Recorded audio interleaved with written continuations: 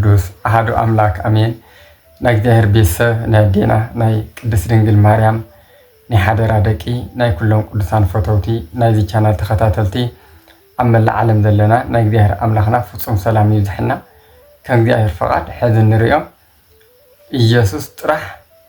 ይበሃል ዶ በአስተምሮ ኦርቶዶክስ ተዋህዶ ሃይማኖት። ስለዚህ እዚ ዝብል ክርኢና ማለት እዩ። ስለዚህ ብትኩረት ብምስትውዓል ንኽንከታተሎ እግዚአብሔር አምላኽና መስተውዓል ልበና ይዓድለና። እዛ ቪድዮ ካብ መጀመርታ እስካብ መወዳእታ ክትከታተልዎ በስም እግዚአብሔር ክዘኻኽረኩም ይደሊ።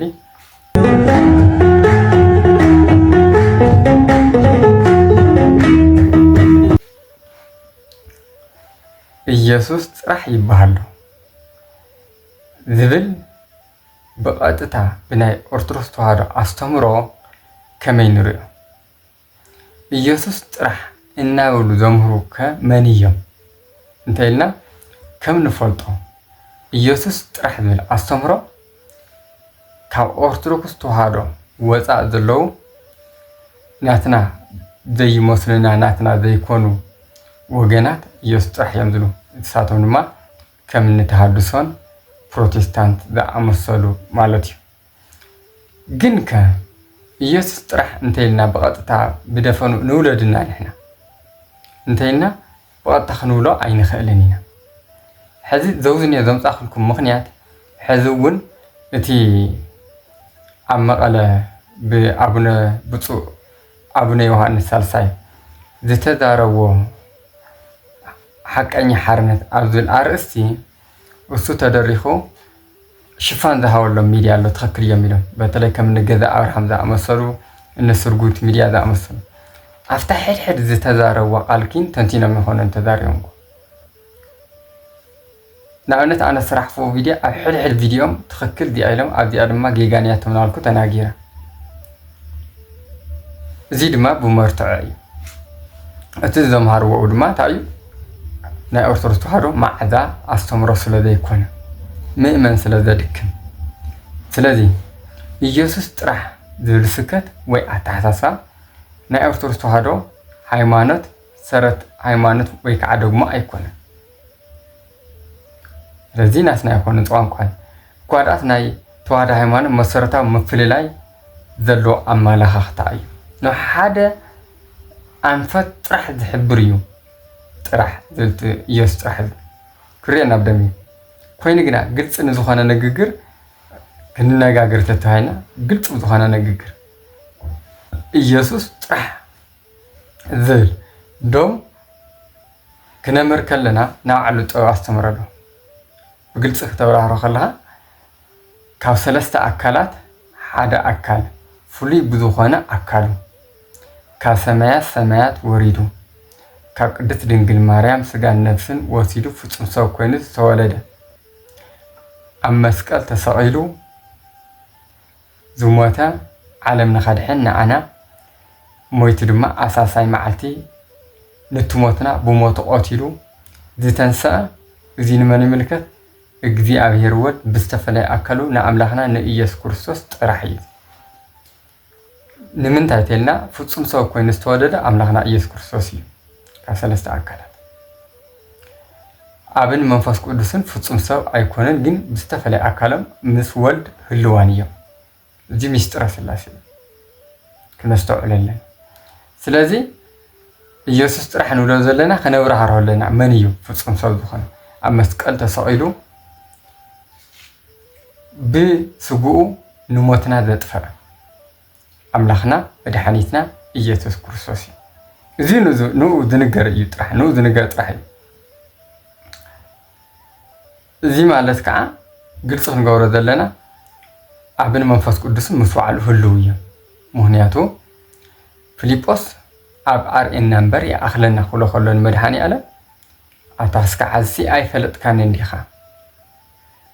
ንኣይ ርኢኻ ማለት ንኣብ ርኢኻ ማለት እዩ። ኣብ ኣባይ ከም ዘሎ ኣነ ድማ ኣብ ኣብ ከም ዘለኹ እመኑ ኢሉና እግዚአብሔር ኣምላኽና። ስለዚ ብኣይ እመኑ ብእግዚአብሔር ኣብ ብባህሪ ኣቦይ ኣብ እውን እመኑ ኢሉ። ስለዚ ሰለስትነቱ ግልፂ ገይሩ ኣረዲእና እዩ። መንፈስ ቅዱስ እውን ልእኸልኩም እየ ዝበሎም ብዝተፈለየ ኣካሉ ምስ من هلوي مسولد هلوي مس أملاخنا يسوع كريستوس مس عبون هلوي سلسلة مالت دي ستعي مستر سلاس كوين جنا سخيلك منم حين مبرهري نجيني إذ ملكات كي نجركا يسوع طرح تملكته يسوع طرح يمدحني تمالجين ፍጹም ናይ ኦርቶዶክስ ተዋህዶ አስተምሮ አይኮነን ናይ ፕሮቴስታንት እዩ ጥራሕ ማለት ኮ በቃ ንኩሉ ነገር ዳዓጹ ሓጽሩ እዩ ንሓንቲ አንፈ ጥራሕ ክትርኢ ዝገብር እዩ እንደም ኢየሱስ ጥራሕ ነው ከለናኮ እግዚአብሔር አምላኽና መድኃኒትና ኢየሱስ ክርስቶስ ፍጹም ሰው መስኮነ ናይ ስጋዊ ስሙ አማኑኤል ኢየሱስ መድኃኒ ዓለም ክርስቶስ እናተባለ ይጽዋዕ ስለዚህ ኢየሱስ ጥራሕ ነው ከለናኮ ተአማኒ እዝብል ስሙውን ንቆርጾ ኢና ዘለና ግልጽ እኮ እያ ዚኣ ክርስቶስ ዝብል ስሙ መድኃኒ ዓለም ዝብል ስሙ እዚውን አውፂ ዘርሕቕ እዩ እኮ ናይ ግድን ኣነ ስለ ዝተረዳእኽዎ እየ ችግር የብሉን ዝበሃል የለን ምእመን ከም ዝመሃርሉ ሎ ቃል አምላኽ ኩሉ ግዜ እንመሃሮ ዘለና እኮ ንኽነስተውዕሎ ህይወት ስለ ዝኾነ እኮ እዩ ኩሉ ግዜ ቃል አምላኽ ሓዲሽ ስለዚ ኢየሱስ ጥራሕ ናልካ ደጋጊንካ ትሰብኽ ትኾይንካ ኣብ ናይ ስነ ልቦና ደቂ ሰባት ምእመን እቶም ቅዱሳን ይኹን ሰለስትነቱ ኣርሒቑ ዘውፅእ ንኡ ጥራሕ ትምልከት ዝገብር ኣሰባኻ ስለ ዝኾነ እዚ ናይ ፕሮቴስታንት ኣስተምህሮ እዩ ስለዚ ምንም ዓይነት መብራህሪ ዘይብሉ ኢየሱስ ጥራሕ ዝብል ስብከት እዚ ኣብ ውሽጢ ተዋህዶ ቤተክርስትያን እንታይ ዓይነት ፀገም ወይ ስግኣት ከም ዘምፅእ ስለምንታይ ከም ዘይተቐበሉ ኦርቶዶክስ ተዋህዶ በዚ ስዕብ ነጥብታት ንመልከቶ ሚስጥረ ስላሴ ዘይምቕባል ስለ ዘምፅእ እዩ ኢየሱስ ጥራሕ ማለት ኢየሱስ ጥራሕ ተልካ ሚስጥረ ስላሴ ዘይምቕባል ሳዕቤን የምፅእ ስለዚ ቤተክርስትያንና ኦርቶዶክስ ተዋህዶ ሃይማኖትና بحدنة سلسلة ناي سلاسي أتأمن بسلوس قدوس تأمن زيد ما دقماو تمرتي زي الوقت زي أجر كافتم حموش أماد ميستر تناي مجمريا ميستر سلاسي زبالو سلازي زيد ما ناي قديافير ناي سلاسي حدنة سلسلة زي قلس زي رهره سلازي إيوسس ترحق تلك نأبن نمنفس قدوس زي قلل አነጋግራ ይጥራሕ ማለት ደጋጊና አና ክንናገሮ ዘለና ስለዚህ ንአብን መንፈስ ቅዱስን የግልል ምክንያቱ ስላሴ ብስም በአካል በግብር ሰለስትነት አለው በባህሪ በመለኮት በአገዛዛ በመፍጣር በቃል በስትንፋስ ድማ ሓደ አምላኽ ሓደ እግዚአብሔርና ተባለ ይጽዋዕ ስለዚህ አምላኽና መድኃኒትና ኢየሱስ ክርስቶስ እግዚአብሔር እዩ ስለዚህ እግዚአብሔር ድማ ናይ ሰለስትነት ስም እዩ እግዚ አብ እና ሄር ሰለስትነት ይገልጽ ናይ ዓለም ገዛእ ማለት እዩ ኣብ ዮሐንስ ወንጌል ምዕራፍ 1 ተርእይናዮ እኮ ቀዳሚሁ ቃል ናይ መጀመሪያ በመጀመሪያ ቃል ነበረ እቲ ቃል ኣብ እግዚአብሔር ነበረ ኣብ እግዚአብሔር አብ ማለት እዩ እቲ ቃል ድማ ከመጀመሪያ እግዚአብሔር እዩ ይብል እግዚአብሔር ወልድ ከመጀመሪያ ድማ እግዚአብሔር ነበረ ይብል እግዚአብሔር መንፈስ ቅዱስ እዚ እግዚአብሔር ነበረ ሰለስተ ግዜ ፀዊዕ ግን ድማ ሓንቲ ስም እዚ ታዩ ሰለስትነት ዘሎ በባህሪ ድማ ሓደ አምላኽ ምዃኑ ዘረድእ አምላኻዊ ቃል እዩ ማለት እዩ ስለዚህ ካብዚ ፈሊ ዘውፅእ እዩ ጥራሕ ዝብል ማለት እዩ ስለዚህ ብምስተውዓል ንረአዮ ኩላትና بهلخ بتصرفي أين قاعد نحنا كم تقدس باولس نحنا خوزم هارناكم وصع زمرتي ناي سماي ملأ ولا يكون استوجز يكون يزل أبوتاتنا تمهرنا زي بيت كريستياننا تمهرنا زي ليكاونت تمهرنا زي أما صحفت زلوا أستمر أزيو سلذي يسوع طرح ذو السكت موضحات يقدر مستي ሳብሊያኒዝም ወይ ድማ ሞዳሊዝም ዝበሃል ናይ ጥንቲ ክሕደት ዝተተሓሓዘ እዚኦም እንታይ ማለት እዩ ሳብሊያኒዝምና ሞዳሊዝም ማለት ሰለስትነቱ ዘይምቕባል ዝብል ክሕደት እዩ እግዚአብሔር ሲ ሓደ እዩ ናይ ሰለስትነት አካል የብሉን ዝብሉ አካላት እዮም ንሳቶም ድማ እንታይ እዮም ዝብሉ አብን መንፈስ ቅዱስን የለውን ኢየሱስ በዓሉ እዩ አብ በዓሉ እዩ ወልድ በዓሉ እዩ መንፈስ ቅዱስ ይብሉ ብተወሳኺ ድማ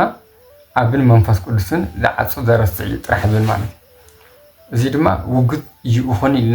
ኢሉ መጽሓፍና አቕሚጥልና ስለዚህ ብስም ስሉስ ቅዱስ አብ ወልድ መንፈስ ቅዱስ ይባላል አብ ናይ አብ እምበር ናይ ካሊእ ንወልድ ይኹን መንፈስ ቅዱስ ኣይፅዋዕን ምክንያቱ ናይ አብ ግብሩ ወላዲ ስለ ዝኾነ ናይ ወልድ ግብሪ ድማ ተወላዲ ስለዚህ ናይ ወልድ ስም ንወልድ ጥራሕ እምበር ናይ አብ ይኹን መንፈስ ቅዱስ ኣይኸውንን ትስም ናይ መንፈስ ቅዱስ ስም እውን ንመንፈስ ቅዱስ ጥራሕ እምበር ናይ አብ ይኹን ንወልድ ክኸውን ኣይኽእልን ምክንያቱ ናይ መንፈስ ቅዱስ ግብሩ እንታይ እዩ ሰራፂ ስለ ዝኾነ በዚ መሰረትና ንርድኦ ምስጢረ ስላሴ እዚ ነዚ ኩሉ በታቲኹ ካብ ስነ ልቦና ደቂ ሰባት ቦታ ንኸይልዎ ዘርሕቕ እዩ ጥራሕ ኢልካ ምጥቃም ማለት እዩ ኣብ መፅሓፍ ቅዱስ ኢየሱስ ጥራሕ ኢሉ ዝሰበኸ ወንጌላዊ ወይ ከዓ ሐዋርያ ኢለን ኣብ ግብረ ሐዋርያት ምዕራፍ 4 ቁጥሪ 12 ብኡ ክንድሕን ዝግባእ ካልእ ስም ኣብ ትሕቲ ሰማይ ንደቂ ሰብ ኣይተዋሃበን እዩ እሞ ድሕነት ብኻሊእ ከቶ የለን ይብል ሕዚ ዘውዝንየ ተጠቒሞም ፕሮቴስታንት ኣሕዋትና ኢየሱስ ጥራሕ ይብሉ ኣብ ትሕቲ ሰማይ ንደቂ ሰብ ካብ ናይ ኢየሱስ ዝብል ስም ካሊእ ንድሕነት ዝተዋሃበ ስም የለን ብዝብል ተጠቒሞም ኢየሱስ ጥራሕ ይብሉ እዚ ቃል እዚኣ ተጠቒሞም ቅዱሳን የግልሉ ሰለስትነቱ የግልሉ ካብዚ ወፂኦም ንስቱ ጥራሕ ይብሉ ዘውዝንየ ግን ከምዚ ኢሉ ዝተፃሕፍ ዝንየ ኣብ ግብረ ሐዋርያት ብኡ ክድሕን ዝግባእ ካልእ ስም ኣብ ትሕቲ ሰማይ ንደቂ ሰብ ኣይተዋሃበን እንታይ ማለት እዩ እዚ ብዝተፈለየ ኣካሉ ፍጹም ሰብ ዝኾነ ንእግዚኣብሔር ወልድ ካብ ማህፀን እመቤታችን ቅድስት ድንግል ማርያም ጀሚሩ ክስካዕ ዕርገቱ ዝንገር ቃል ንኡ ዝምልከት እዩ እዚ ማለት እዩ ቤዛነት ዝገልፅ እዩ ብስጉኡ ቤዛነት ንዓና ዘድሓነና ብስጉኡ ቤዛነት እዩ ዘለዎ ብስጉኡ ቤዛነት ሕዚ ዘድሓነና ክብል ከለኹ ጥራሕ ኣይኮንኩን ዝብል ዘሎ ኣብን መንፈስ ቅዱስ ኣብ ናይ ኣምላኽና ኢየሱስ ክርስቶስ ንዓና ከድሕን ከሎ ህልዋን እዮም ምስኡ ብሰለስትነቱ እዩ ዘድሕነና ነይሩ ብሰለስትነቱ ምድሓን ድሒና ክንብል ከለና ናይ አብ ናይ ወልድ ናይ መንፈስ ቅዱስ ፍቃድ እዩ ማለት እዩ ግን ኣብ ትሕቲ ሰማይ ንደቂ ሰባት ዝተዋሃደ ካሊእ እንድሕነት ስምሲ የለን እዚ ዝተዋሃለ ምክንያት ድማ ክነስተውዕል ኣለና እዚ ስምዚ ፍጹም ሰብ ዝኾነ እግዚኣብሔር ወልድ ብዝተፈለየ ኣካሉ እዩ ንሱ እዩ ኣብ ናይ ድሕነት ኣብ ናይ ባህሪ ማለት ብባህሪ ዘድሓነና ናይ ኣምላኽና ናይ ኢየሱስ ክርስቶስ ክስካዕ መስቀል ዝገበሮ ቤዛነት ካሊእ ዝወዳደሮ የለን ኣብ ፍጡራን እውን ምስኡ ዝወዳደር ይኹን ክስካዕ መስቀል ባዕሉ ዝገበሮ ቤዛነት እዩ ክስካዕ መስቀል ዘሎ እዚ ቤዛነት እዚ ከዓ ናይ ኣምላኽና ንኢየሱስ ክርስቶስ ዝምልከት እዩ ክስካዕ መስቀል ዘሎ ደሞ ፍሲሱ ቅዱስ ስጉኡ ቆሪሱ ንዓና ሂወት ዝሃበና ስለዚ እዚ ንኡ እዩ ናይ ቅዱሳን ቤዛነት ከዓ እግዚኣብሔር ብዝሃቦም ፀጋ ቤዛ ይባሃሉ ንእመቤታችን ቤዛዊት ዓለም ትበሃል እግዚኣብሔር ብዝሃባ ፀጋ ምክንያት ድሕነት እዩ ስለዚ ቤዛ ዝብል ኣመንታይ ዓውዲ ከም ዝውዕል ክንፈልጥ ኣለና ቅዱሳን እውን ከምኡ እግዚኣብሔር ብዝሃቦም ቃል ኪዳን ቤዛ ይባሃሉ እቲ ናቱ ዝነበረ ብፀጋ ንቅዱሳን ይህብ እዩ እግዚኣብሔር ብርሃን እዩ ብባህሪኡ ንስኻትኩም ድማ ናይ ዓለም ብርሃን ኢኹም ኢሉ እግዚኣብሔር ብዝሃቦም ፀጋ እዩ ኣምላኽና እግዚኣብሔር ብባህሪኡ ቅዱስ እዩ ኣነ ቅዱስ ከም ዝኾንኩ ንስኻትኩም እውን ቅዱሳን ኩኑ ኢልና ከምዚ እዩ እግዚኣብሔር ኣምላኽና እቲ ናይ ባህሪኡ ዝኾነ ፀጋ ብፀጋ ድማ ንቅዱሳን ይህብ እዩ እዚ ሙዚ ክጋጨወና የብሉን ስለዚ እዚ ሒዝና እንተኸይድና እታ ዝጠቕስዋ ሕዚ ድማ በተለይታ ተባሂላ ዘላ ብጣዕሚ መሰከፊት ኣብቲ ብብፁዕ ኣብነ ዮሃንስ ተነጊራ ዘላ ክስካዕ ሕዚ ተደናጊርና ኢና ኢሎም ክናገሩ ከለዉ ብጣዕሚ ዝሕዝን ንኡ ንምሽፋን እዮም ፅዕሩሎ ጥራሕ እዮም ኢሎም ኣብ ሕድሕድ ቃል ግን እንታይ ስብከት ጌጋንዮን ኢሎም እቲ ኦርቶዶክሳዊ ዘልዕለን ዘለዋ ዝተዛረብዎን ግን መልሲ ኣየብሎም ናብ ኢየሱስ ንጠምት እዮም ኢሎም ይብሉ ናብ ኢየሱስ ንጠምት ማለት ኮ ችግር የብሉን ኣብ መፅሓፍ ዘሎ እዩ ጥራሕ ዝብል ግን ኣፍራሲ እዩ ስለዚ እዚ ሓደገኛ ከም ዝኾነ እዩ ስለዚህ ድማ ኢየሱስ ጥራሕ ምባል ነቲ ሰለስትነቱን ሓድነቱን ናይ እግዚአብሔር ምስጢረ ስላሴ ዝጣሓሰ ስለ ዝኾነ ብኦርቶዶክስ ተዋህዶ ኣስተምሮ ተቐባልነት የብሉ ሓቀኛ ሓርነት ኣብዚ ኣስተምሮ ብዝተፈለየ ኣካል ፍጹም ዝኾነ ኢየሱስ ክርስቶስ ኣምላኽና ተሰቂሉ ኣድሒንና እዩ ግን ኣድሒንና ኢና ንብለና ኣድሒንና ጥራሕ ተይልና ግን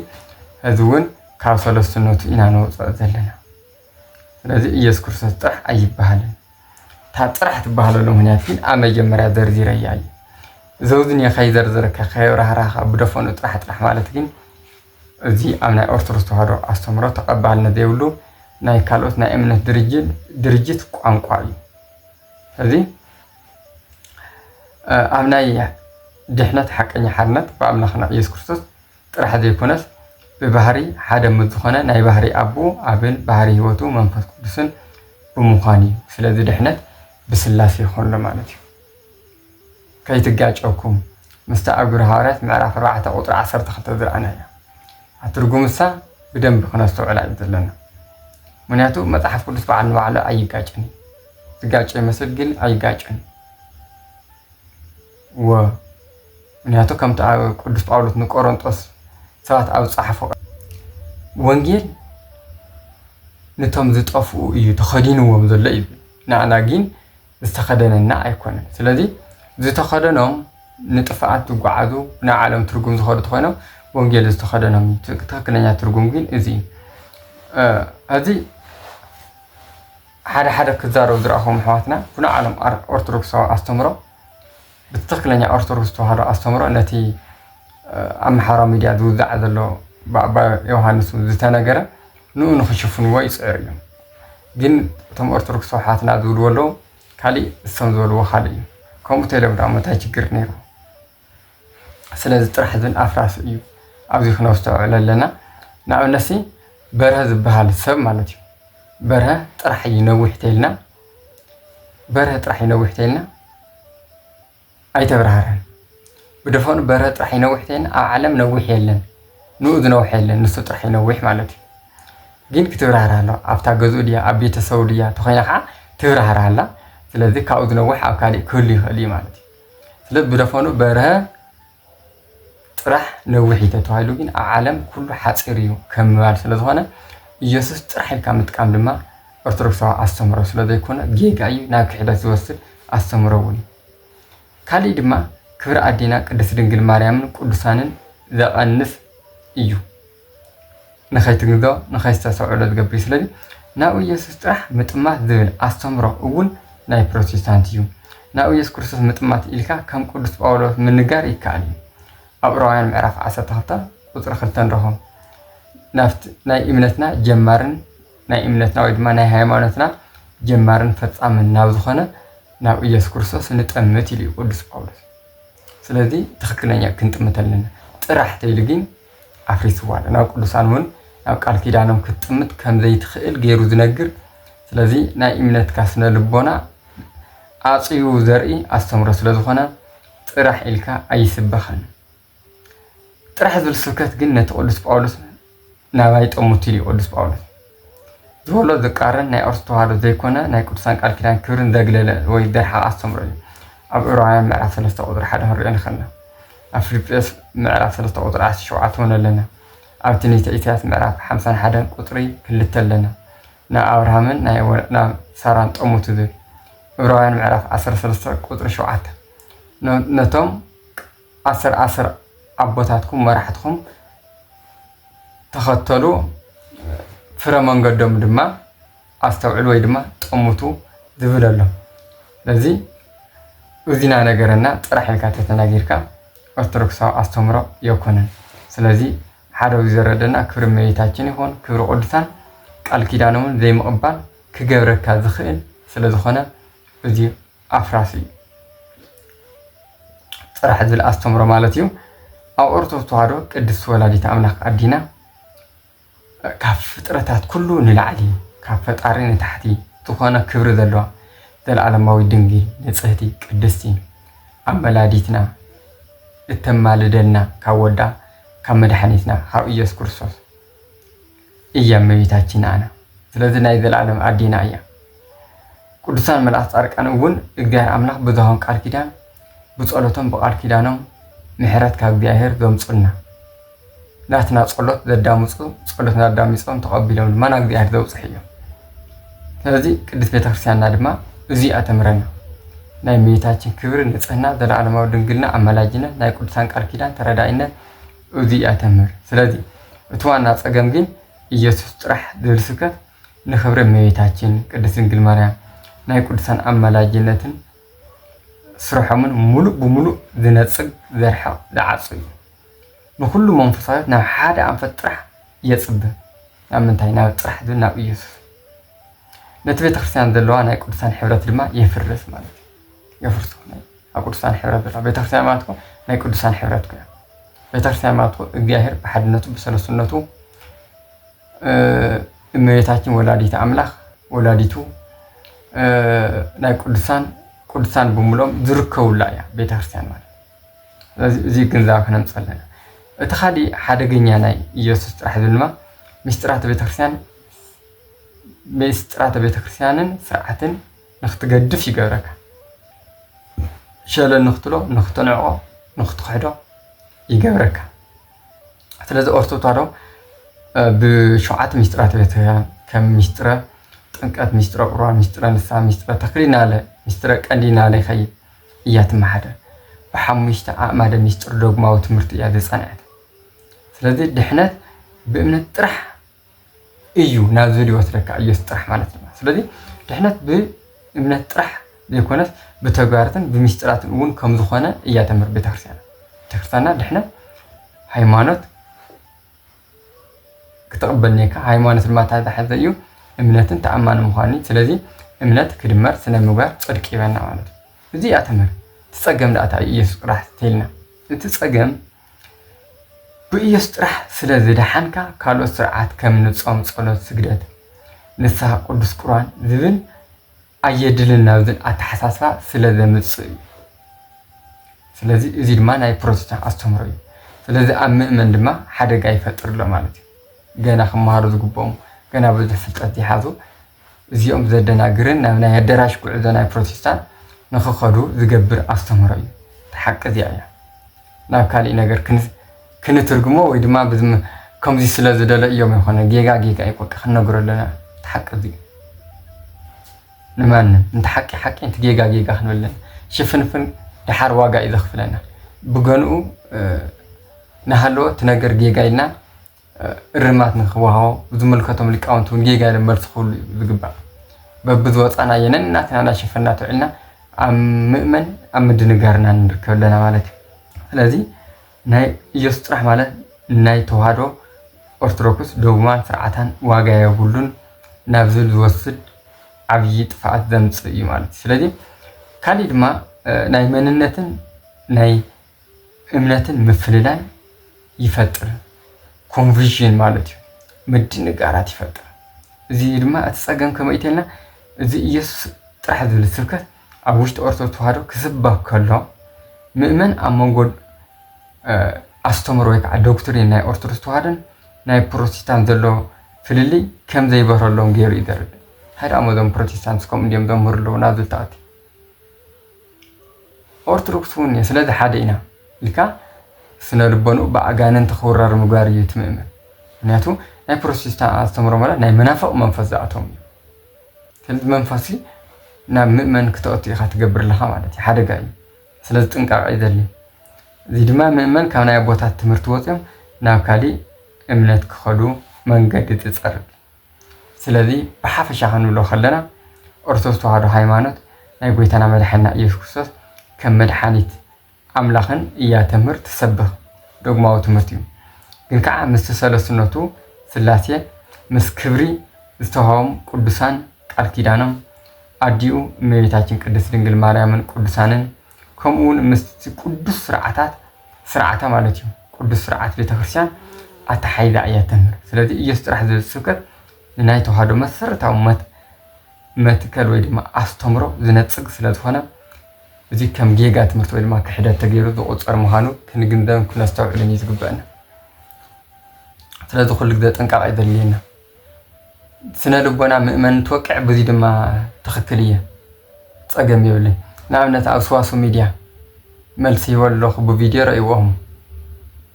كل سنة يسمعين زولا ميرم صحيح عم يكرتنا مال أتيم سنة لبنا مؤمن لبنا بمنافستو أستمروا زخنا كحلة أمريكا ماليس كاد ما يكرتا دي كنا يسقال عالمات مرتي هنا بتنقاقة فيديو كم محلاتنا الرمات تغير اللي يكون صدق بانير الذي عاوزين نتنقى حواتي أبوتاتنا ليكاونتي كنت يك بترسلنا تاي تمرينا كنا جذا ذو يزجبرنا